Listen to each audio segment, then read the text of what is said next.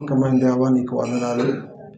ఈ సంవత్సరము నాయన 2025 సంవత్సరము ఆఖరి సమయము, ఆఖరి గడియల్లో ఉన్నాం. ఆఖరి ప్రసంగం ఈ సంవత్సరంలో ప్రభా కొద్ది మాటలు నీ దాసుడని మీ శిలువ చంద్రం వరకు పరుచుకొని నోటికి బోరగా చేసుకుని మీ నామానికి మహిమ తెచ్చుకోమని కూడిన నీ పిల్లలు ఇంకా అనేకులునైనా మరి రాలేకపోయారు, ఎందుకో తెలియదు. మరి సంవత్సరం అంతా కాచి కాపాడిన నీడల కృతజ్ఞత కలిగి ఉండవలసిన అనేకులు ప్రభా మరి ఎందుకు రాలేదో, ఏమి ఆటంకాలు వచ్చినాయో తెలియదు. నాకు ఆటంకాలను అడ్డుబాటును తొలగించి నూతన సంవత్సరంలో ఒక అడుగు ముందు వేయడానికి సహాయం చేయండి. నీ దీనదాసుని యొక్క బలహీనతలన్నింటినీ విడిపించి బలపరిచి 2 నిమిషాలు మాతో మాట్లాడమని నజరేయుడైన యేసు నామములో ప్రార్థించి స్తుతించి వేడుకుంటున్నాం పరలోకపు తండ్రి, ఆమేన్. దేవునికి స్తోత్రం. హల్లెలూయా. ప్రియమైన వారులారా, ఈ రాత్రికాల సమయంలో హబక్కూకు రాసినటువంటి ఈ యొక్క గ్రంథములో మనం చదువుకున్నటువంటి మాట చాలా ప్రాముఖ్యమైంది. ఏంటమ్మది? యెహోవా నిన్ను గూర్చిన వార్త విని నేను భయపడుతూ ఉన్నాను. యెహోవా సంవత్సరములు జరుగుతూ ఉండగా నీ కార్యము నూతనపరచము. అక్కడ ఆగు, మళ్ళీ అక్కడి నుంచి స్టార్ట్ చేద్దు. కానీ దేవునికి స్తోత్రం. హల్లెలూయా. మన జీవితంలో అనేకమైన సంవత్సరాలు దొల్లిపోతూ ఉన్నాయి. సంవత్సరాలు జరుగుతూ ఉండగా దేవాన్ని కార్యములు నూతనపరచు. పాత సంవత్సరము గతించిపోయింది. సంవత్సరాలు జరుగుతూ ఉండగా నూతన సంవత్సరంలో అడుగు పెట్టడానికి మనము నూతన హృదయాన్ని కలిగి ఉండాలా, నూతన ఆలోచనలు కలిగి ఉండాలా. ఈ సంవత్సరం మనం ఎంతవరకు దైవభక్తిలో ఎదిగాము, ఎక్కడెక్కడ పడిపోయాము, ఎప్పుడెప్పుడు మనము దేవుని గాయపరిచాము, మన కుటుంబాల్లో ఈ సంవత్సరంలో ఎన్ని ఒడిదుడుకులు ఎదుర్కొన్నాము, ఎన్ని కష్టాల్లో పడ్డాము, ఎన్ని బాధలు అనుభవించాము, ఎంత దరిద్రత అనుభవించాము, ఎంతమంది చేత మనం ఎన్ని నిందలు అనుభవించామో అవన్నీ కూడా మనము గతించిన గతకాలము శత్రువుకు సాతాను మనల్ని మృంగుదామా, ఎలాగ మృంగాలనేటువంటి ఆలోచనతో నిత్యము కూడా మనలను కబాళించడానికి, మన కుటుంబాలను మింగటానికి సాతానుడు పొంచి ఉన్నప్పుడు దేవుడు తన యొక్క మహాకృపను బట్టి సాతాను యొక్క హస్తములో నుండి, సాతాను యొక్క నోటి నుండి ఆయన పిల్లలమైన మనందరినీ కూడా తప్పించి, విడిపించి, నడిపించి నేటికి కూడా తల్లి తన బిడ్డను మరిసిన నేను నిన్ను మరువను, ఎడబాయనన్న దేవుడు ఆయన ఇచ్చిన మాట ప్రకారము మనందరినీ కూడా కాపాడి ఈ రోజు వరకు కూడా సజీవులుగా ఉంచాడు. దేవునికి స్తోత్రం. హల్లెలూయా. ఈరోజు మనం సజీవులుగా ఉన్నామంటే అది దేవుని యొక్క మహాకృపను బట్టే, మన నీతిని బట్టి కాదు, మన భక్తిని బట్టి కాదు, మన యొక్క దాన ధర్మాలను బట్టి కాదు. ప్రియమైన వారులారా, మనము మొట్టమొదటి నుంచి కూడా చేస్తున్నాను సొంకరి ప్రార్థన, పరిసేడు వారానికి 2 సార్లు 3 సార్లు ఉపవాసం ఉండి తన రాబడంతట్లో 10వ వంతు దశమ భాగం ఇచ్చి దేవుణ్ణి మహిమపరుస్తున్నాడు. మంచిదే, కానీ అన్నీ బాగానే చేశాడు. కానీ అతని హృదయంలో ఒక ఆటంకం ఉంది. అది ఏమిటంటే అతనిలో ఒక గర్వం అనేటువంటి మాట కనపడతా ఉంది. దేవుని సన్నిధిలో ప్రార్థన చేస్తూ దేవా నేను వారానికి 3 మారు నేను సన్నిధిలో ఉపవాసం ఉంటున్నానయ్యా, నాకు రాబడి అంతట్లో 10వ వంతు దశమ భాగం నీ సన్నిధికి ఇస్తున్నానయ్యా, నా పంట యావత్తులోను ప్రథమ ఫలాన్ని ఇస్తున్నాను, దశమ భాగాన్ని ఇస్తూ ఉన్నాను, కృతజ్ఞత అర్పణ ఇస్తూ ఉన్నాను. నేను నీతిమంతుడిగా ఈ యొక్క సోరుల వలె లేక ఈ యొక్క సొంకరి వలె నేను పాపిని కానందుకు నీకు స్తోత్రాలు అని ప్రార్థన చేశాడు. అంటే పక్క వ్యక్తిని పోల్చుకుంటూ ఉన్నాడు. అతని వంటి పాపిని నేను కాను, అతని వంటి పాపిని కాదు, అతని వంటి దుర్మార్గుడిని కాదు, అతని వంటి అక్రమస్తుడిని కాదు, నేనన్నీ కూడా వాక్యానుసారంగా నేను నడుస్తున్నాను ప్రభు అని తనని తాను పొగుడుకుంటూ, తనని తాను హెచ్చించుకుంటూ దేవుని సన్నిధిలో ఏం చేశాడమ్మా? ప్రార్థన చేశాడు. దేవునికి స్తోత్రం. హల్లెలూయా. దేవుడు ఒక మాట అంటున్నాడు, గర్విష్ఠులను అణిచివేసి దీనులను కృపనుకరించి పైకి లేవనెత్తుతాను అన్నాడు. ఈ రోజుని అనేకులను ఎంతమంది అయితే దీనత్వాన్ని కలిగి, ఎంతమంది తమను తాము తగ్గించుకొని ప్రభు సన్నిధిలో ఆ తమను తాము ఎంతైతే తగ్గించుకొని ఇతరులను హెచ్చించి మాట్లాడుతున్నారు, అటు వాళ్ళను దేవుడు ఖచ్చితంగా ఆశీర్వదిస్తూ ఉన్నాడు, అభివృద్ధి పరుస్తూ ఉన్నాడు. వీనికంటే వాడి ప్రార్థన ఆలకించాడు. సోరు లేనందుకు, ఈడికి వల్ల సోరుని కానందుకు, ఇతని వల్ల నేను దొంగని కానందుకు, ఇతని వల్ల నేను అతిక్రమాన్ని విడిచిపెట్టినందుకు, అలాగే వారానికి 2-3 సార్లు నీ మందిరానికి వచ్చినందుకు అనేటువంటి మాటలు దేవుని దగ్గర వసిస్తూ గర్వపు మాటలు మాట్లాడుతూ ఉన్నాడు. అయితే ఈ యొక్క సొంకరి ఉన్నాడు చూసావా, ప్రభువా పాపనైన నన్ను కనికరించయ్యా, నా కన్నులెత్తి నీ వైపు చూడటానికైనా నాకు అర్హత లేదయ్యా, నా చేతులెత్తి మొక్కడానికి కూడా నాకు యోగ్యత లేదయ్యా, నీ కృప చేత ఒక్కసారి ఈ దీనుడిని జ్ఞాపకం చేసుకయ్యా, ఈ కృప చేత ఈ పెంట గొప్పలో ఇస్తర లాంటి నా బ్రతుకు అందరికీ ఉపయోగపడిన తర్వాత నన్ను ఇస్తరాకు ఏ విధంగా అయితే అన్నం తిన్న తర్వాత ఎంగిలాకి ఇస్తరాకుని ఎలాగైతే పెంటలోకి ఇసిరేస్తారో ఈ లోకంలో అందరూ అన్ని విధాలుగా నన్ను ఉపయోగించుకుని చివరికి నన్ను పెంటలో ఇసిరివేశారయ్యా, ఎవరికి పనికిరాని వాడికి అయిపోయిన ప్రభువా, ఒక్కసారి నా యందు నీవు కనికరించి నీవు కృప చూపించమని కన్నీరు మున్నీరుగా ఏడ్చి గుండెలు బాదుకొని రోధిస్తూ తనని తాని తగ్గించుకొని ప్రార్థన చేశాడు. సొంకరి అనగా పాపి, ఒక పాపి ప్రార్థన చేశాడు. ప్రార్థన నీతిమంతుడని ప్రార్థన, తనను తాను గర్వించుకుంటూ ప్రార్థన చేసిన వానికంటే తనను తాను తగ్గించుకొని, దేవా నా కన్నులు నీ వైపుకు చూడటానికైనా, నా చేతులు నీ వైపుకు సాపటానికైనా నేను ఏమాత్రము యోగ్యత లేనివాడునయ్యా. ఎంత తగ్గించుకున్నాడు, ఎంత దీనుడిగా ప్రార్థన చేశాడు. నీ వారానికి 2 వారాలు ఉపవాసం ఉంటున్నావు మంచిదే, దశంభాగం ఇస్తున్నావు మంచిదే, ప్రథమ ఫలం ఇస్తున్నావు మంచిదే, కృతజ్ఞత అర్పణ ఇస్తున్నావు మంచిదే. కానీ నువ్వు ఏం చేసావు? డప్పు కొట్టుకున్నావు. కానీ ఇతను రొమ్ము కొట్టుకున్నాడు, కన్నీరు కారుస్తున్నాడు. అయ్యా, కన్నీరు కారుస్తున్నాడు. ఈరోజు 2 రకాల ప్రార్థనలు. నువ్వు నీతిమంతుడు అయితే మంచిదే, నువ్వు నీతిమంతురాలు అయితే మంచిదే, నీ నీతిని జాగ్రత్త కాపాడుకో. కానీ ఒక ఏలు పెట్టి ఇతరులను నేను గొప్ప వ్యక్తిని, నేను నీతిమంతుడిని, నేను నీతిమంతురాలని, వ్యభిచారివని మనం ఎవరికి ఏలెట్టి చూపించకూడదు.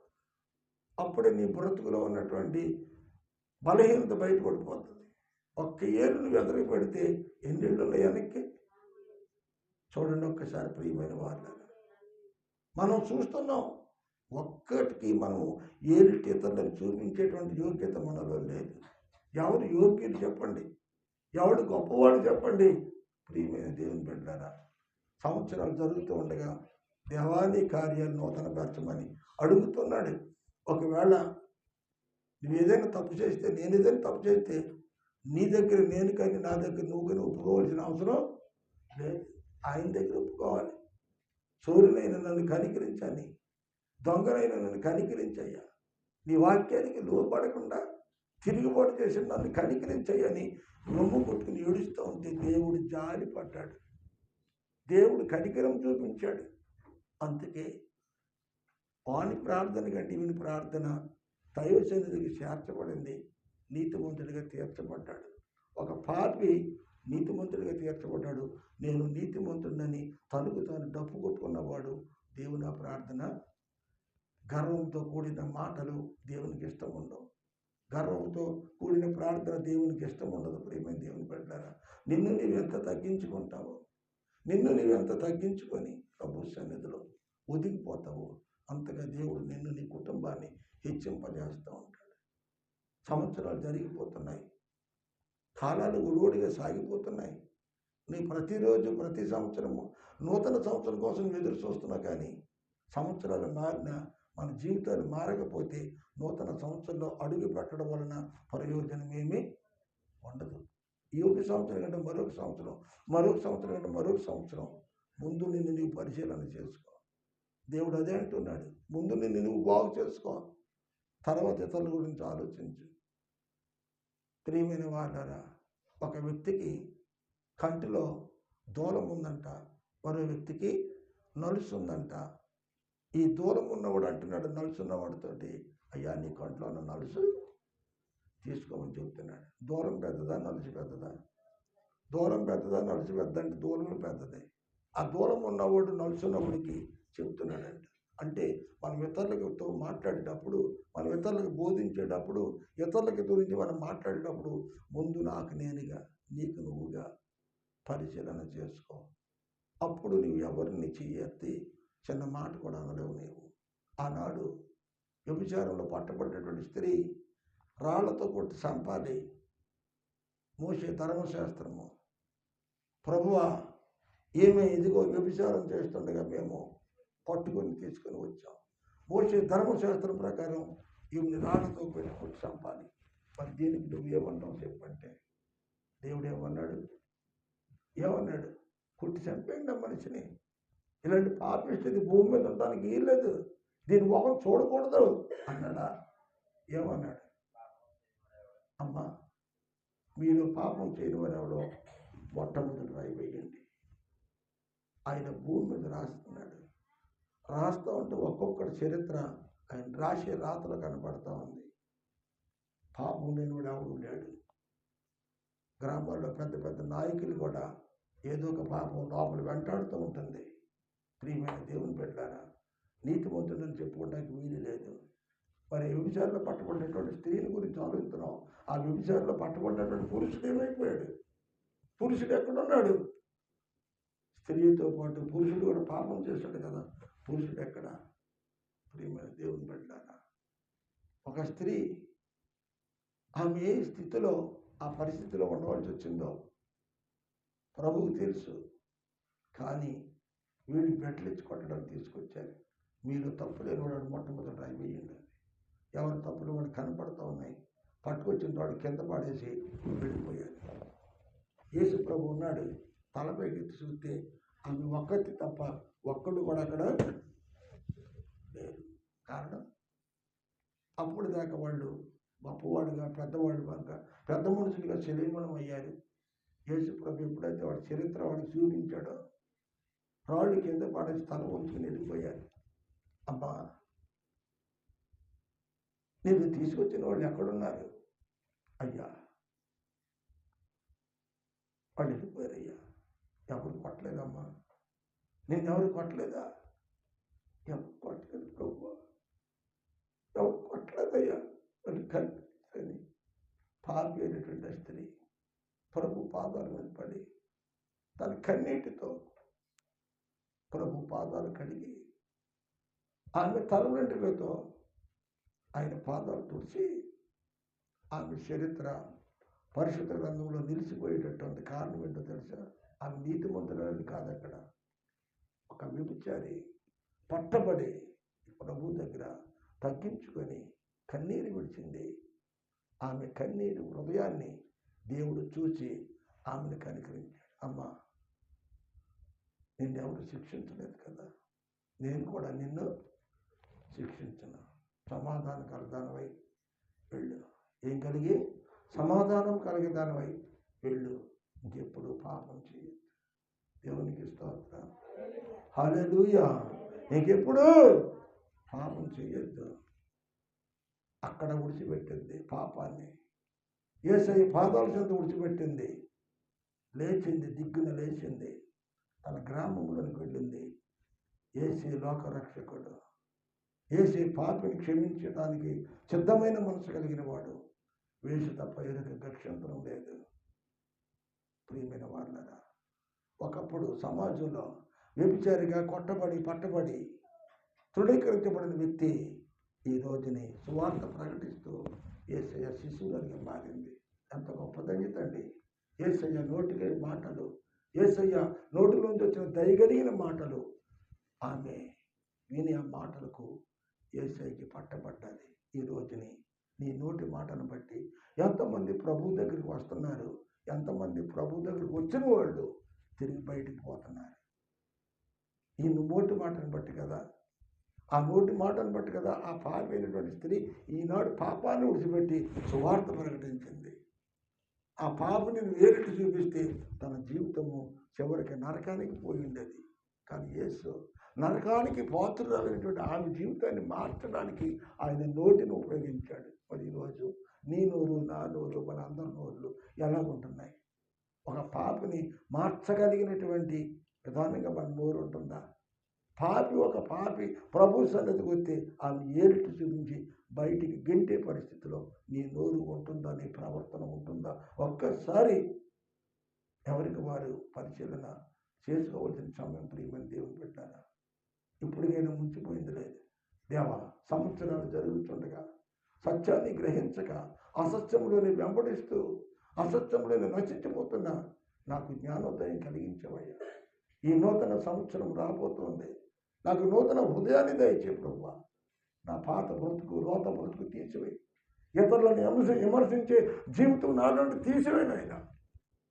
ఇతరులకు తీర్పు చెప్పడం కానీ, ఇతరులను పెంచే విషయంలో కానీ, ఇతరులను ఏలిటి చూపించే విషయంలో కానీ ఎన్నోసార్లు నిలువలని పొరుగుని ప్రేమించకపోతే కనపడని దేవుడిని నీ ఎలా ప్రేమిస్తూ ఉంటున్నాడు ఆయన. బైబిల్ అంతా కూడా 2 అక్షరాలు ప్రేమ. అది నీలో లేకపోతే నీవు ఆయన బిడ్డగా ఉండడానికి అర్హత ఉండదు. నువ్వు అనుకుంటావు నేను దేవుడి బిడ్డనే అని, కానీ దేవుడు కూడా అనుకోవాలి కదా ఆమె నా బిడ్డని. అవునా కాదా? ఆమె నా బిడ్డని, అతను నా బిడ్డని ఆయన మన గురించి సాక్ష్యం చెప్పాలి. ఈ రాత్రి నా ప్రియమైన వాళ్ళారా, సంవత్సరాలు జరుగుతుండగా చదువు. సంవత్సరాలు జరుగుతుండగా నీ కార్యమును నూతనపరచు. సంవత్సరాలు జరుగుతూ ఉండగా దానిని తెలియజేయం ప్రభా. ఏంటి తెలియజేసేది? గత సంవత్సరం అంతా ఎలాగున్నావు, ఈ సంవత్సరం ఎలాగున్నావు?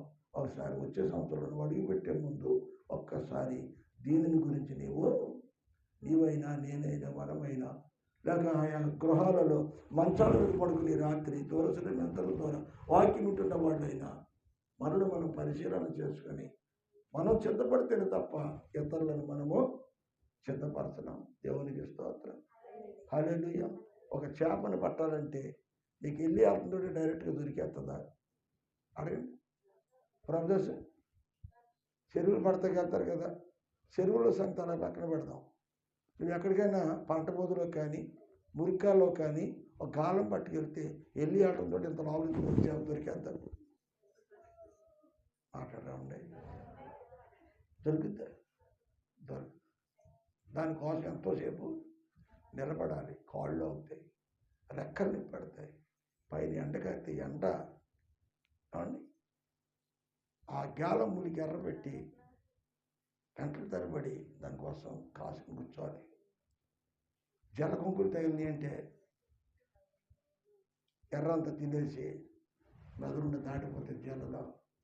చేదు బరువులు కూడా అంతే, ఎర్రంతా తినేసి గేలానికి రావు. చిరాకు వస్తుంది ఒకసారి. ఎక్కడ కాదు అక్కడ, అక్కడ కాదు ఇక్కడ. నీ ఊరంతా తిరిగినా ఏమీ దొరకదు ఒక్కో రోజుని. ఒక చేపను పట్టాలంటే ఎంతో శ్రమ. మీరు ఎవరు చేపట్టలేదు. ఒక చేప దొరకాలంటే ఎంతో శ్రమ పడాలి. అలాగే ప్రభు కోసం ఒక వ్యక్తిని సంపాదించాలంటే ఎంతో శ్రమ పడాలి. అంతే తప్ప కేకేసినంతరాన్ని పరిగెత్తుకుని రారు. ఎంతో నైపుణ్యత ఉండాలి. ఒక చేపను పట్టుకోవటానికి ఎంత నైపుణ్యత కలిగి ఉంటాడో వేటగాడు, ఒక జింకను పట్టుకోవటానికి ఎంత నైపుణ్యత కలిగి ఉంటాడో వేటగాడు, పక్షిని పట్టుకోవడానికి ఎంత నైపుణ్యత కలిగి ఉంటాడో ఇవన్నీ కూడా మనకు తెలిసిన విషయాలే. ఏం డైరెక్ట్గా వచ్చి పుస్తలో పడిపో. దేవుని సంఘము, దేవుని పని కూడా అంతే. ఒక ఆత్మ రక్షించబడాలంటే దానికి ఎంతో ఓర్పు సహనము కలిగి ఉండాలి. ఓర్పు సహనం లేనివాడు సేవలో పనికిరాలి. ఓర్పు సహనం లేనివాడు దేవుళ్ళు ఎక్కువగా ఎదగలేరు. ఇప్పుడైనా మన హృదయాన్ని మార్చుకున్నాం, బ్రతుకులను మార్చుకున్నాం. రేపు పొద్దున్న దేవుడు అడుగుతాడు. ఒక వ్యక్తి రక్షించబడవలసిన వ్యక్తిని నీవు ఆ వ్యక్తిని మరి ఆ ఆత్మీయ జీవితానికి నీవు ఆటంకపడితే రేపొద్దున ఆ ఆత్మ గురించి లెక్క అప్పగించవలసిన బాధ్యత ఆయా వ్యక్తుల మీద ఉంటుంది. ప్రియమైన దేవుని పెట్టాలి. రేపు దేవుడు నిన్ను అడగడా, నువ్వు రక్షించబడ్డావు, నీ భర్తకి ఏనాడన్నా నువ్వు వాకింగ్ చెప్పావా? నీ భర్తకి ఏనాడన్నా చెప్పావా? నీ పిల్లలు నేరుగా నువ్వు చెప్పావా? ప్రియమైన దేవుని పెట్టాలి. నేను ఎవరు విమర్శించట్లేదు. నీవే కాదు, నీ భార్య కాదు, నీ పిల్లలతో నీ కుటుంబం ప్రభు సన్నిధికి వచ్చి 1 గంట అలా కూర్చొని దేవుని మాటలేని ప్రార్థన చేసి నువ్వు ఇంటికి వెళ్తే వారమంతా నీ కుటుంబం ఎంతో ఆశీర్వాదకరంగా ఉంటుంది, దీవునికరంగా ఉంటుంది. క్షణికమైన 500 కోసం 1000 కోసం చూడకు. దేవుడు నీకు 365 రోజులు ఎన్నో నీ కుటుంబాన్ని కాపాడుతున్నాడు. దేవుడు 6 దినాలు కష్టపడి పనిచేశాడు, 7వ దినము విశ్రాంతి తీసుకున్నాడు. అలాగే నీవు కూడా 6 దినాలు పని చేసుకో, 7వ దినాన్ని ప్రభు సన్నిధిని నువ్వు కనపడాలి. అప్పుడే దేవుని ఆశీర్వాదాలు నీకు ఉంటాయి. మన జీవితంలో ఎంతో డబ్బు సంపాదించాం, ఒక్కసారి లెక్కేసుకొని కొన్ని కోట్ల రూపాయలు సంపాదించుంటాం. మనం ఈరోజు మన చేతిలో ఉన్నాయా? ఒక్క రూపాయి ఉండదు, వస్తూ ఉంటాయి, పోతూ ఉంటాయి. కానీ మనం పోషించి సంరక్షించి ఈ రోజు వరకు కూడా కాచి కాపాడుతున్న దేవునికి మనం ఎలా ఉంటున్నాం? తగ్గించుకుంటున్నామా? హెచ్చించుకుంటున్నామా? హెచ్చించుకుంటే హెచ్చింపు స్వభావం నీకే నష్టం. నిన్ను తగ్గించుకుంటున్నావా? దేవుడు నిన్ను హెచ్చించాడు. నిన్ను నువ్వు హెచ్చించుకుంటున్నావా? దేవుడు ఎక్కడికి దింపాలో అక్కడికి కిందకి దింపుతాడు. ఎప్పుడు కూడా దేవుని బిడ్డగా, దేవుని కుమార్తెగా, దేవుని కుమారుడిగా సంవత్సరాలు జరుగుతుండగా దేవా నీ కార్యాలు నూతనపరచు. రైట్? ఆయన నూతనపరచడానికి సిద్ధంగా ఉన్నాడు. నీవు నూతనముగా జీవించడానికి సిద్ధంగా ఉన్నావా? మరి కొత్త సంవత్సరం కోసం నువ్వు ఎదురు చూస్తున్నావు. మరి ఈరోజు కొత్త సంవత్సరంలో నువ్వేమన్నా మార్పుగా ఉండాలని కోరుకుంటున్నావా? పాత సంవత్సరంలో ఎన్ని వారాలు నీకు ఆబ్సెంట్లు ఉన్నాయో తెలుసా? ఎన్ని వారాలు దేవుడి సన్నిధిని దొంగిలించావో తెలుసా? ఎన్ని శుక్రవారాలు నువ్వు మొర్రగొట్టిన, అంగలార్చిన నీ కోసము. పిల్లల ప్రియమైన దేవుని బిడ్డ, ఎన్నోసార్లు దేవుని మందిరాన్ని ధిక్కరించావు. ఇప్పుడైనా సంవత్సరాలు జరుగుతుండగా దేవా నీ కార్యాన్ని మా పట్ల నూతనపరచు దేవా. ప్రార్థనలు ప్రభుని అడుగుతాం. అలాగా ప్రభు మనం అడిగితే మన హృదయాలనైనా నూతనపరుస్తాడు, మన జీవితాలనైనా నూతనపరుస్తాడు. నీకు జరగబోయే కీడంతటి నుండి కూడా ఆయన నిన్ను తప్పించి ఆ కీడులో నీ మీదగా రాకుండా ఆయన నిన్ను నన్ను కూడా ఎంతగానో కాపాడుతూ ఉన్నాడు. అందుచేతనే ఈరోజు వరకు మనమైనా, మన భార్య పిల్లలైనా, మరి మన బిడ్డలైనా, మన బంధువులైనా క్షేమంగా ఉన్నారు అంటే దేవుని సన్నిధిలో మనం చేసిన ప్రార్థన.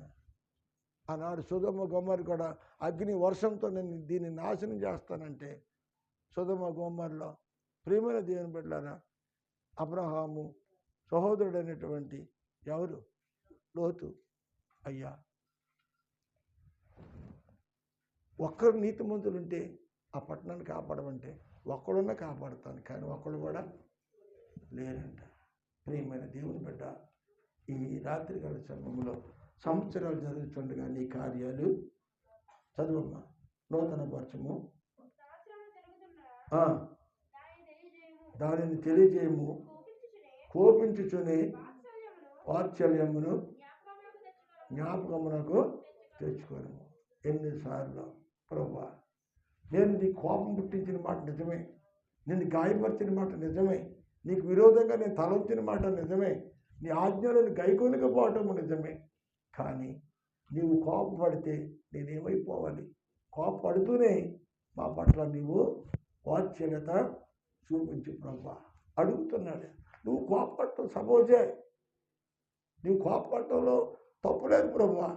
నేను చేసిన క్రియలు కానీ, నేను చేసిన పనులు కానీ నీకు ఆయాసాన్ని కలిగించబడవచ్చు, కానీ నన్ను క్షమించి మనసు మార్చుకుని కోపిస్తోందని నా పట్ల నీవు కృప చూపించమని హబాకు దేవుణ్ణి అడుగుతున్నాడు.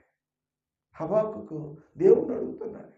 హబాకు జీవితంలో నీవు నేను ఉండి హబాకు కంటే గొప్పవాడు కాదు, హబాకు కంటే మనం గొప్పవాడు కాదు, నీతిమంతులు కాదు. ప్రియమైన దేవుని బిడ్డలారా, దేవుణ్ణి అడుగుదాం. ప్రభువా, నూతన సంవత్సరాలు జరుగుతుండగా నీ కార్యాలు నూతనపరచు. నీకు ఇల్లు లేదా? నూతన సంవత్సరంలో ఒక ఇల్లు దయ చెప్పు. నీ ఎవరి బిడ్డలకి వివాహం చేయలేటువంటి దుస్థితులు నీవు ఉన్నావా? ఒకవేళ నీవు ఉంటే ఉండవచ్చేమో, కానీ ఆయన అంటున్నాడు, అమ్మ నీ ఎవరి బిడ్డలకి వివాహ సమయం వచ్చినప్పుడు నేను సహాయం చేస్తానంటున్నాడు. ఇల్లు లేకపోతే ఇల్లు ఇచ్చాడు. ఎవరి ప్రాయంలో నీ బిడ్డలకు చక్కని భవిష్యత్తును దేవుడు ఇస్తా ఉన్నాడు. ఈరోజు అన్ని విధాలుగా దేవుడు నిన్ను ఆశీర్వదించి అభివృద్ధి పరిస్థితి. ఈరోజు దేవునికి దూరంగా ఎలా ఉండగలుగుతున్నావు? నీవు కృతజ్ఞత లేనట్లుగా. ఆమె పాపియే, కానీ ఆ కాసేపు సమయాన్ని గడిపేసుకుని వెళ్ళిపోలేదు, కానీ యేసుని గురించి సువార్త ప్రకటిస్తూ ఉంది. పాపాలనే అడగనా యేసు పాదాలనే కడగనా, పాదాలనే కడగనా,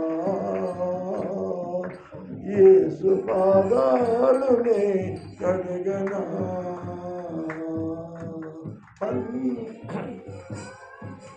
పన్నీరు పూయన కన్నీటితో కడిగి, పన్నీరు పోయన నన్నేలు స్వామికి తానికి పాదాలునే కడగనా, పాదాలనే కడగనా, యేసు పాదాలునే కడగనా. దేవునికి స్తోత్రం.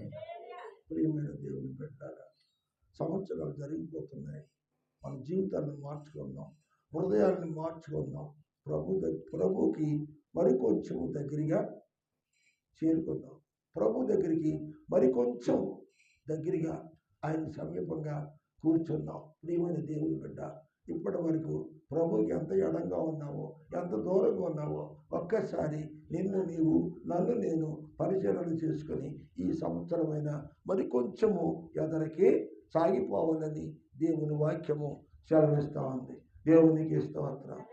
హల్లెలూయా, హల్లెలూయా. కీర్తన గ్రంథం 65:11 ఒకసారి చదువుదామా.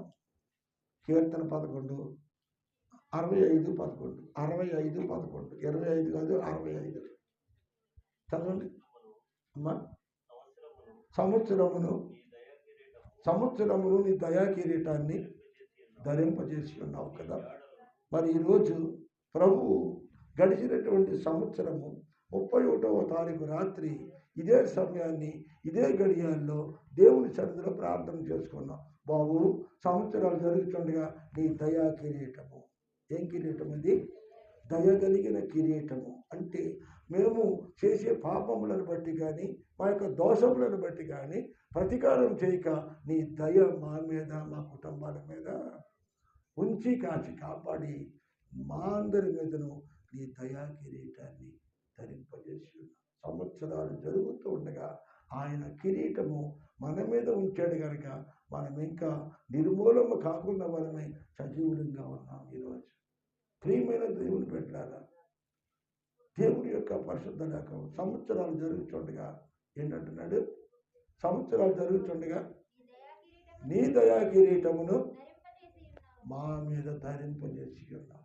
ఈ రోజుని నీవైనా నేనైనా, నా మట్టికి నేను ఫిబ్రవరి నెలలో నాయుడుపల్లి ఉద్దిని మీద నా ప్రాణం గాల్లో కలిసిపోవాలి. ప్రార్థనకు వెళ్ళాం. డైరెక్ట్గా ఇంటికి వద్దాం అనుకున్నాం, కానీ ఇంటికి రాకుండా నర్సాపురం ఏరియల్ హాస్పిటల్కి అడ్మిట్ అవ్వాల్సిన పరిస్థితి ఏర్పడింది. ఊపిరి రాలేదు. గుండెలు బిగబెట్టుకుని కొప్పుకోల్పోయాను. నోటి మాట్లాడి ఇలాంటి భయంకరమైన ప్రమాదాలు ఎన్నిసార్లు దేవుడు తప్పించాడు. ఎన్నో ప్రమాదాలు ఎదురైనాయి నా జీవితంలో. 1 కాదు 2 కాదు, చెప్పుకుంటూ పోతే కోకోలుగా ఉన్నాయి. దేవుడు నా పట్ల చేసిన మేళ్ళు చెప్పుకోవడానికి నా జీవితాంతము కూడా ఆయన పాదాల దగ్గర గడిపిన సమయం సరిపోదండి. అన్ని గొప్ప కార్యాలు చేశాడు ఆయన. ఈ రోజున మీ అందరి వయాన్ని ఇలా నిలబడి సువార్త ప్రకటిస్తున్నాను ఇంకా అంటే దేవుడు ఎన్ని కార్యాలు చేశాడండి. మరణము నుండి జీవంలోనికి దాటించాడు. భూగర్భంలో నుండి తీసిన మన్ను ఆయన నాసిక రంధ్రంలోని జీవాత్మను ఊది ఒక మనిషిగా చేసినటువంటి నన్ను, ఈ భూగర్భం నుంచి తీయబడినటువంటి మట్టి, ఈ మట్టి శరీరాన్ని భూగర్భంలో కలిసిపోకుండా భూమి మీద నిలవబెట్టుకున్నాడు ఆయన. ఎంతోమంది గర్భంలో కలిసిపోయారు. భూగర్భంలో కలిసిపోయేది నాడు లేరు. ప్రియమైన దేవుని బిడ్డ, ఈ రోజుని భూగర్భంలో ఉండవలసిన నేను భూమి మీద నిలబడ్డానంటే అది మనుషుల యొక్క సహాయం కాదు, కానీ దేవుని యొక్క వాత్సల్యత. ఆయన దయా కిరీటం.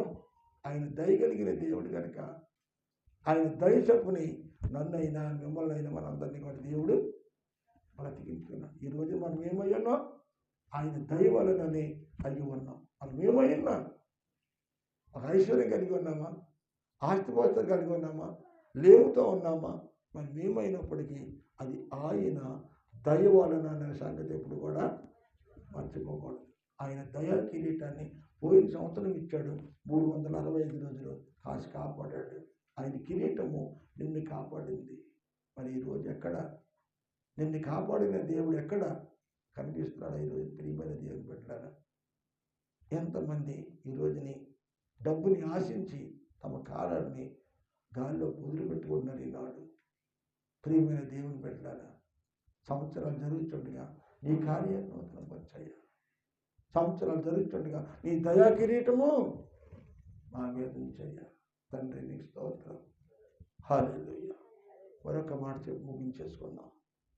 మరొక మాట 1 కొరింథీ 6:19-20. 1 కొరింథీ 6:19-20 తొందరగా చదివితే నేను ముగిస్తాను. అమ్మా 1 కొరింథీ 6, మీ దేహము జాగ్రత్తగా వినండి. మీ దేహము దేవుని వలన మీకు అనుగ్రహించబడి మీలో ఉన్న, అందరూ చెప్పాలి, మీలో ఉన్న పరిశుద్ధాత్మకు ఆలయమై ఉన్నదని మీరు ఎరగరా? దేవునికి స్తోత్రం. హల్లెలూయా. నీ దేహము నీది కాదు అంటున్నాడు దేవుడు. నీవు అనుకుంటున్నావు నేను అని నువ్వు అనుకుంటున్నావు, కానీ దేవుడు అంటున్నాడు నా అనేటువంటిది నీకు ఈ లోకంలో ఏది లేదు. నీ దేహమే నీది కాదు అంటున్నాడు దేవుడు. దేవుడికి సమాధానం ఏం చెప్తాడు? నీకు ఇచ్చిన దేహము నీది కాదు. నీ దేహము దేవునికి ఆలయమై ఉన్నదని నీ వెలగవా? ఎంతమంది ఈరోజు ఈ దేవుని ఆలయాన్ని పాడు చేస్తున్నారు? ఎంతమంది ఈరోజు దేవుని ఆలయాన్ని దుఃఖపరుస్తూ ఉన్నారు? ఎంతమంది ఈరోజు దేవుని మందిరాన్ని వ్యాపార గృహాలుగా మారుస్తున్నారు? ఆయన సీయోను బయలుదేరినప్పుడు, గాడిద మీద బయలుదేరినప్పుడు ఆ తండ్రి దేవాలయం అంతా ఏమైపోయిందమ్మా? ఏమైపోయింది? వ్యాపార గృహంగా మార్చివేశారు. పావురాలు అమ్ముతున్నారు, చేపలు అమ్ముతున్నారు, మాంసం అమ్ముతున్నారు, రకరకాల వ్యాపారస్తులు వ్యాపారం చేస్తూ ఉన్నారు. దేవుని మందిరంలో ఏముండాలి? ఏముండాలి? ప్రార్థన ఉండాలి, కానీ అక్కడ ఏముంది? వ్యాపారం చేస్తున్నారు. ఈ రోజుని నీ గుండె హృదయాన్ని ఒకసారి తట్టి ఆలోచించు. నీవు ఆదివారం వ్యాపారం చేస్తున్నావా? శుక్రవారం వ్యాపారం చేయట్లేదా? నీవు ఆనాడు వాళ్లే కాదు, ఈ రోజు నువ్వు ఆదివారం దేవుని మందిరానికి నీవు రాలేదు అంటే వ్యాపారం చేస్తున్నావు, డబ్బులు సంపాదించుకోవడానికి ఏదో పని మీద వెళ్ళిపోతున్నావు. శుక్రవారం నువ్వు ప్రార్థనకు రావు, వ్యాపారం చేయట్లేదా? నీవు ఎవరింటి దగ్గర ప్రార్థన పెడితే ప్రార్థనకు రావు. కారణం ఏంటి? కారణం ఏంటి? ప్రభు సన్నిధిలో నేను బాప్తిసం తీసుకున్నాను, బాప్తిసంలో నేను మృతి చెందాను, తిరిగి లేపబడ్డాను అని నీవు అనుకుంటున్నావు, కానీ నీలో ఏమి లేదు, తగ్గింపు లేదు. నిన్ను నువ్వు హెచ్చించుకుంటున్నావు, కానీ నీలో తగ్గింపు లేదు. దేవుడు అంటున్నాడు, దీనులకు కృపను అనుగ్రహించి గర్విష్ఠులను కిందకి అణిచివేస్తానంటున్నాడు. ప్రియమైన దేవుని బిడ్డ, మీరు నిలువు పెట్టి కొనబడిన వారి మీరు ఆయన స్వరక్తం ఇచ్చి మిమ్మును నన్ను మనందరినీ కూడా సంపాదించుకున్నాడు. అందుకే నీవు నీ సొత్తు కాదు అంటున్నాడు. నీవు నీ సొత్తు కాదు. నీవు నీ సొత్తు కానప్పుడు నేను నీ సొత్తు ఎలాగవుతాను? ఆలోచించు. నీవు నీ సొత్తు కాదు. గంటల తరబడి అర్థం దగ్గర ఉన్నా, ఎన్ని క్రీములు రాసినా, ఎన్ని సెంట్లు రాసినా అది ఇహమందు ఇక్కడితోటి అంతమవుతుంది తప్ప పరలోకం ఏది కూడా ఈ సౌందర్యము రాదు. ప్రియమైన దేవుని బిడ్డలారా, ఈరోజు సౌందర్యము అందం ఉండొచ్చు, ఒక్క వ్యాధి వచ్చిందంటే అందం అంతా అస్థిరమైపోతుంది. ఒక పువ్వు పోస్తుంది, సూర్యుడు ఉదయించగానే పువ్వు ఒడిలిపోతుంది. గడ్డి పువ్వు లాంటిది నీ జీవితము. ప్రియమైన దేవుని బిడ్డ, నీ దేహము నువ్వు కాదు. నీ దేహాన్ని గురించి నువ్వు ఆలోచిస్తున్నావు. నీది కాని దానికోసమే నువ్వు ఆశిస్తూ ఉన్నావు. నీది కాని దానికోసమే నువ్వు ఆరాటపడుతూ ఉన్నావు. ఏం తిందామా, ఏం తాగుదామా, ఏం ధరించుదా అని ఆలోచిస్తున్నావు. నీ తిండి కోసం, తాగుడి కోసము, బట్ట కోసం ఆలోచిస్తున్నావు. కానీ అయ్యో ఈ దేహాన్ని దేవుడు, ఈ దేహంలో ఆయన ఆత్మ నాలో ఉంది. ఆయన ఆత్మకు నేను ఎలా ఉండాలి? దేవాలయంగా ఉండాలి. ఆ దేవాలయం కుక్కలు కొల్లగొట్టేసి పాడు చేసేస్తున్నారు ఎంతోమంది. ఆ దేవాలయంలో ఏముంటుంది? కళ్ళు కుండ ఉంటుంది. ఆ దేవాలయంలో సారా కుండలు ఉంటున్నాయి. ఆ దేహంలో రకరకాల చెడు వ్యసనాలన్నీ కూడా అందులో పెట్టి కూర్చుంటున్నారు. ఎక్కడ? దేవుని ఆలయమనే నీ దేహమే. దేవుని ఆలయంగా నీ ఉండాలని కోరుకుంటున్నాడు ఆయన. ఎంతవరకు నువ్వు ఎవరికి ఆలయంగా ఉన్నావు? దేవునికి ఆలయంగా ఉన్నావా? సాతానునికి ఆలయంగా ఉన్నావా? చెడు క్రియలకు నీవు ఆలయముగా ఉండిపోయావా? అలాంటి ఆలయాల్లో ఆయన ఉండేవాడు కాదు. ఆయన ఆలయము పరిశుద్ధంగా ఉండాలి. నేను పరిశుద్ధుడిని కనుక నువ్వు కూడా పరిశుద్ధురాలిగా ఉండాలి, పరిశుద్ధుడిగా ఉండాలని కోరుకుంటున్నాడు. పరిశుభ్రంగా ఉండాలని కోరుకుంటున్నాడు. నీ దేహము నీది కాదు అంటున్నాడు. నీవు నీ సొత్తు కాదు. సరే, మరి ఎవరి సొత్తు? మరి ఎవరి సొత్తు? నీవు నీ సొత్తు కాకపోతే మరి ఎవరి సొత్తు నీవు అసలే? దేవుడే అంటున్న మాటలు ఇవి. ఇల్లు పెట్టి కొనబడిన వ్యక్తివి నీవు. ఎంతలో కాపాడు అంతలో మాయమైపోయి నీటి మీద బుడగ వంటి వాడు నీవు. ఇది నాది, అది నాది అని చెప్పి వెర్రవీగుతున్నావు నీవు. అంతే, నీ వెర్రవీగుతున్నావు. ప్రియమైన దేవుని బిడ్డ, ఈ రాత్రి అయినా దానిని విడిచిపెట్టు. నీలో మొట్టమొదట అహాన్ని తగ్గించుకో. నిన్ను నువ్వు తగ్గించుకో. నీ నోటి మాట ద్వారా, కంటి చూపు ద్వారా, హృదయ ఆలోచన ద్వారా నీ ఇతరులకు చెప్పే ముందు ఆమె తగ్గించుకుంది. ప్రభువా, పెంట గొప్పలు ఇస్తర్లాంటి నువ్వు బ్రతుకుని నీ పరిశుద్ధ రక్తం చేత నన్ను కడిగావయ్యా. ఎన్నిక లేని నన్ను ఎన్నిక చేసుకున్నావు. ఈ లోకంలో ఎవరికి పనికిరాని నన్ను పనికొచ్చే పాత్రగా నీవు చేసుకున్నావయ్యా. నా జీవితం చాలు. ఈ రోజుని ఏ యోగ్యత లేని నాకు యోగ్యతనిచ్చావు. ఎన్నిక లేని నన్ను ఎన్నిక చేసుకున్నావు. తండ్రి అని పిలవడానికి కూడా అర్హత యోగ్యత లేని నన్ను నా కుమారుడా, నా కుమార్తె అని పిలుస్తున్నావంటే ఈ రోజుని సృష్టికర్త అయిన దేవుడు నిన్ను ఎంతగా ప్రేమిస్తున్నాడు ఆలోచించు. దేవుడు నేను ఎంతగా ప్రేమిస్తే నీవేదో మొక్కుబడిగా మందిరానికి వచ్చి వెళ్తావా? మొక్కుబడిగా దేవుని మందిరానికి వచ్చి వెళ్తావా? ప్రియమైన దేవుని బిడ్డ, ఈ రాత్రి మనము పరిశీలన చేసుకున్నాం. దేవుడు నీ కోసం సర్వత్వాన్ని త్యాగం చేశాడు. ప్రభువా, ఈ రాత్రి నీవు నీ సొత్తు కాదు. నీవు చదవమ్మా, నీవు నీ సొత్తు కాదు. మీరు కారు అమ్మా, విలువ పెట్టి కొనబడిన వారు. ఏంటో విలువ? పరిశుద్ధుని యొక్క రక్తము చేత నిన్ను విడిపించుకున్నాడు ఆయన. సాతాను యొక్క కబాల హస్తముల చేతుల నుంచి విడిపించుకొని విమోచించుకొని ఆయన నిన్ను విడిపించడం కోసం తన ప్రాణాన్ని పెట్టవలసి వచ్చింది. తన రక్తపు బొట్టులు చిందించవలసి వచ్చింది. నీకోసమైన ఆఖరి రక్తపు బొట్టు వరకు చిందించి నీ కొరకు ప్రాణం పెట్టేస్తే దేవుడు నాకేం చేశాడండి? ఎంత దౌర్భాగ్యం అండి ఇది. దేవుడు నాకేం చేశాడండి? ఈ రోజు నేను ఇక్కడ కూర్చున్నాడు దేవుడికి కార్యం కదా, దేవుడి కృప కదా, ఆయన దయాకిరీటం కదా నీ మీద ఉంచాడు. ప్రియమైన దేవుని బిడ్డ, ఇలాగ అనేక పడిచాలి మనము దేవుని తక్కువరిచి ఉండొచ్చు. ఇప్పుడైనా ప్రభువా నన్ను కనికరించాయి, ప్రభుత్వం అని నీవు నీ సొత్తు కాదు, విలువ పట్టి కొనబడిన వ్యక్తివి. కనుక నీ దేహముతో దేవుని మహింపరచు. దేనితోటి? నీ దేహంతో ఎవరిని మహింపరచాలి? దేవుని మహింపరచు. ఇక సంవత్సరమైనా కొత్త సంవత్సరంలోనైనా నీ దేహంతో నీ కుటుంబం కోసమే పోకులాడటం కాదు, నీ దేహంతో నీ పిల్లల కోసమే పోకులాడటం కాదు, నీ దేహంతో నీ భర్త కోసమే పోకులాడటం కాదు, నీ దేహంతో నీ భార్య కోసమే పోకులాడటం కాదు.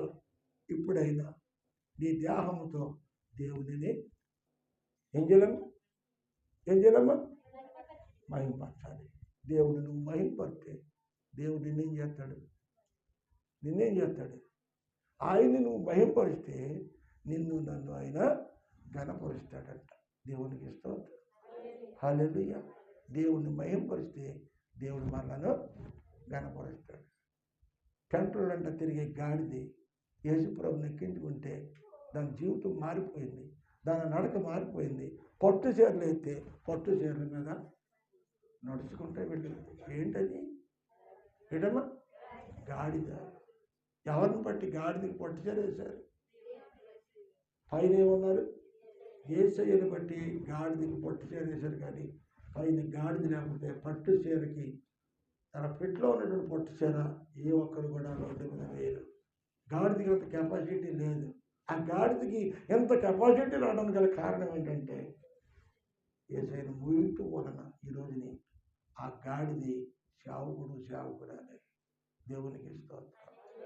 దేవుడికి నీ ఘనతని నీ చేతులతో నువ్వు నాశనం చేసుకుంటే తిరిగి నీ జీవితంలో సంపాదించుకోవాలి. గాడిద గొప్పదనం కాదు, గాడిద ఉయ్యారు వచ్చేసింది. దానికి గాడిదకి పట్టు చీర మీద నడిచేటప్పటికి ఎక్కడ లేని ఉయ్యారు వచ్చింది అంటాడు. దానికి దేనికి? ఎందుకని? పట్టు చీర మీద ఎప్పుడు నడిచింది అది? ప్రభుత్వం గుర్రం మీద ఎవడో సవారు చేస్తాడు, గాడిద మీద ఎవడో సవారు చేసి ఉన్నాడా? సవారు చేస్తే ఏం చేస్తుంది? ఎంతమంది చంపేస్తుందో తెలియదు, మనల్ని కూడా చంపేస్తుంది. దానికి బతుకంతా ఏం బతుకుది? మాట్లాడే వంకర టెక్కర బతుకు. గాడిద అంటేనే వంకర టెక్కర బతుకు సామిగా నడదది. అలాంటి గాడిదలాంటి మన బతుకుల్ని ఆయన వాహనంగా చేసుకుని ఆయన మోస్తూ ఉంటే ఈ రోజుని సంఘం అంతా కలిసి పట్టు చీరలు పొరుగుతున్నారు. ఎవరిని బట్టో తెలుసా? సేవకుడిని బట్టి, సేవకురాళ్ళని బట్టి కాదు, సేవకుడి మీద ఉన్న అభిషేకము, సేవకుడి మీద ఉన్న అభిషేకము, సేవకుడి మీద ఉన్న పిలుపు. సేవకుడిని బట్టి ఈ రోజు సేవకుడి కుటుంబానికి గౌరవం. ఒక పాస్టర్ గారి భార్య ఒక మ్యాటర్ అమ్మ, పొంతులమ్మ. పాస్టర్ గారి భార్య పొంతులమ్మ. ఏమండి? బళ్ళకి వెళ్తారు, నమస్కారం పడతారు, పాఠాలు చదువుతారు, దానికి 60,000 70,000 జీతం తెచ్చుకుంటారు. తన జీవితకాలం అంతా ఆ స్కూల్లో పిల్లలు చెబుతూ, చదువు చెప్తూ తన ఉద్యోగాన్ని కొనసాగించుకుంది. ఇప్పుడు 58 ఏళ్ళు 60 ఏళ్ళకో ప్రభుత్వం ఏం చేసిందంటే ఇప్పుడు ఏం చేసిందమ్మా? రిటైర్మెంట్. ఏమండి శివ గారు? 60 వచ్చిందంటే రిటైర్మెంట్. రైట్, ఇంక ఇంక్రిమెంట్ ఇచ్చి వెళ్ళిపోవచ్చు. ఇంటికి రెస్ట్ తీసుకో, నువ్వు పనికిరావు జాబ్కి. ఇంక్రిమెంట్ ఇచ్చి డబ్బు ఇచ్చి పెన్షన్ తీసుకోవాలి, ఇంటికి పంపించేస్తే ఇంటికి వెళ్ళిపోయి పనికి పోయింది. ఇప్పుడు ఏం చేస్తుంది? బయలుపెట్టుకుని ఇప్పుడు దాకా పొంతులమ్మ గారు అనిపించుకున్న మనిషి ఇప్పుడు పాటరమ్మ గారు అనిపించుకుంటాను. ఏమంటే పొంతులమ్మ పాటరమ్మ వద్దా? పాటరమ్మ పొంతులమ్మ వద్దా? అవుతుందా? మాట్లాడమ్మా, అవుతుందా? పొంతులమ్మే, పాటరమ్మే. ఎవరిని బట్టి పాటర్ గారిని పాటరమ్మ అంటున్నారు? పాస్టర్ గారిని బట్టి పాస్టర్ గారి భార్యని, పాస్టర్ గారిని బట్టి పాస్టరమ్మ గారు అంటున్నారు. అవునా కాదంటారా? మాట్లాడంటే అది అంచేత ఈ గౌరవం ఎక్కడి నుంచి వచ్చిందంటే పాదరి గారిని బట్టి వచ్చింది. పాస్టరమ్మ గారు, ఆ పొద్దులమ్మకి పాస్టరమ్మ ఉద్యోగం వచ్చింది అనమాట. ప్రియమైన దేవుడు, ఎందుకు ఈ విషయం చెప్తున్నానంటే దేవుడు మన అందరికీ కూడా ఒక్కొక్కరికి ఒక ఘనతనిచ్చాడు. ఇక్కడ ఒక్కొక్కరికి ఒక తలంతనిచ్చాడు దేవుడు. మనమందరము కూడా దేవుని ఆలయంలో ఇటుకలు వంటి వాళ్ళము. ఎన్ని ఇటుకలు కడితే ఈ గోడ అయిందండి?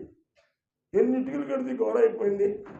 ఇక్కడ కూడా ఆగిపోయిందండి గోడ. చర్చి కట్టినప్పుడు ఇక్కడ దాకా వచ్చి ఇక్కడ ఆగిపోయింది. బెంచ్ ఊడిపోద్దేమో, డబ్బులు చూస్తే డబ్బులు లేవు, బెంచ్ ఊడిపోద్దేమో అనుకున్నా. ఎవరో చెప్పారు, ప్యాన్ కుమార్ గారు ఇంటాడా ఇటుకలు ఉన్నాయండి. ఆవిడ అడిగితే కాదందో. అయితే సరే, ఆవిడ అడిగితే మీరు వెళ్ళి ఆయన అడగండి, ఆయన కాదని వెళ్ళండి అని చెప్పి ఆవిడ చెప్పింది. నిజంగా ఆయనకి వెళ్ళి నిజంగా ప్రార్థన చేసుకుని ఆయన దగ్గరికి వెళ్తే ఆయన ఏమన్నాడు తెలుసా? అయ్యోండి ఇటుకలు మీకు ఎందుకు అర్థాన్ని పట్టుకోండి. దేవునికి స్తోత్రం, హల్లెలూయా. మరి ఇందులో ఏముంది? వారు ఏదో కట్టించుకోవాలని తీయించుకున్నటువంటి ఇటుకలు దేవుని మందిర గోడలో ఉన్నాయి. ఆశీర్వాదాలు వాళ్ళకి ఉండవా? నువ్వు చుట్టాలు పడితే పోతాయి. చుట్టాలు తిన్న గొప్ప సిరిమంగళము. నువ్వు ఎవరెవరికి ఏం పెట్టా నీకేమి రాదు. నీవు ఇచ్చిన ప్రతి ఇటుకి కూడా దేవుని మందిరంలో ఉపయోగపడుతుంది. ఈ రోజుని ఈ ఇటుకలు ఉపయోగపడినట్లుగా ఈ రోజుని దేవుడు లోకాన్ని నుండి పాపాల నుండి నిన్ను విడిపించి విమోచించాడు. ఎందుకో తెలుసా? దేవుని మందిరంలో ఆ గోడలో నువ్వు ఒక ఇటుకగా ఉండాలని. మనమందరం ఇటుకలమే. మనమందరం ఇటుకలుగా పేర్చబడితే ప్రభు కప్పుగా ఉంటాడు మన మీద. ఆయన దయా కిరీటాన్ని కప్పుగా ఉంచుతాడు. ప్రియమైన దేవుని బిడ్డారా, ఈ రాత్రికాల సమయంలో చెప్పడానికి ఎన్నో మాటలు ఉన్నాయి, కానీ సమయాన్ని బట్టి నేను కుదించేసుకుంటున్నాను. ఇంకా చక్కని మాటలు, ఆఖరి ప్రసంగము, ఆఖరి మాటలు జాగ్రత్తగా విని పాండిత్యాన్ని నేర్చుకొని వాక్యానుసారంగా నడిచి మరి కొద్ది నిమిషాల్లో మన నూతన సంవత్సరం అడిగి పెడదాం. ప్రభువా, సంవత్సరాలు జరుగుతుండగా నీ కార్యాలు నూతన పరిచయ్యా. ఇదిగో నా దేహంతో నిన్ను మహింపరుస్తున్నాయ్యా. నా దేహంతో నిన్ను మహింపరుస్తున్నాయ్యా. నువ్వు నన్ను గణపరుస్తావు తండ్రి. నీ దేహముతో దేవుని మహింపరచడానికి దేవుడు నీకైనా నాకైనా దేహాన్ని ఇచ్చాడు. అందుకే అంటున్నాడు ఆయన, నీవు నీ సొత్తు కాదు, నీ దేహము నీది కాదు, నాది అంటున్నాడు. అంచేత నీ దేహములో నా ఆత్మను పెడుతున్నాను. ఆత్మకు నీ దేహం ఏమై ఉన్నదంట? ఏమైంది? ఆలయమై ఉంది. ఈరోజు నువ్వేమై ఉన్నావు? ఇక్కడ దేవునికి ఒక్కొక్కరు ఒక్కొక్క ఆలయముగా ఉన్నారు. అనగా నీ హృదయమని గుడిలో యేసయ్యకి చోటిస్తావా? ఇచ్చుంటే ఇంకా పరిపూర్ణంగా ఇస్తావా? ఒకేంతవరకు ఇచ్చుండకపోతే ఇప్పుడైనా ఆయన హృదయం తెరిచి చూస్తున్నాడు. నిన్ను ఆయనలో కలుపుకోవాలని, ఆయనలో ఉండాలని, నీ గుడిలో ఆయన నివాసం ఉండాలని ఈ రోజుని ప్రభు నీతో మాట్లాడుతూ ఉన్నాడు. ఎన్ని ప్రసంగాలు విన్నావు సంవత్సరం అంతా? ఎన్నిసార్లు దేవుని మాటలు విన్నావు? నువ్వు ఈ చెవితో వింటున్నావు, ఈ చెవితో విడిచిపెట్టేస్తున్నావు, బయటకు విడిపోతున్నావు.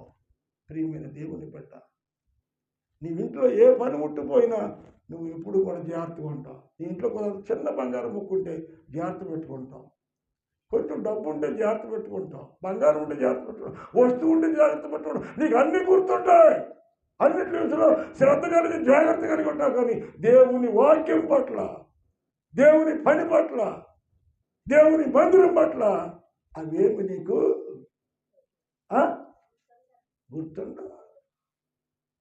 మన ఆధారు వాక్యం ఏంటమ్మా? చెప్పండి, మన ఆధారు వాక్యం ఏంటి? తెలీదా? ప్రియమైన వారు ఏది మర్చిపోయిన పర్లేదు, కానీ దేవుని వాక్యాన్ని మర్చిపోవద్దు. దేవుని వాక్యాన్ని మర్చిపోవద్దు. వాక్యమని ఆ బంగారాన్ని నీ హృదయమని గుడిలో దాచుకో. నువ్వు దాచుకుంటే ప్రభు నిన్ను అంచెంచెలుగా హెచ్చించాడు, నిన్ను నీ కుటుంబాన్ని దీవిస్తాడు.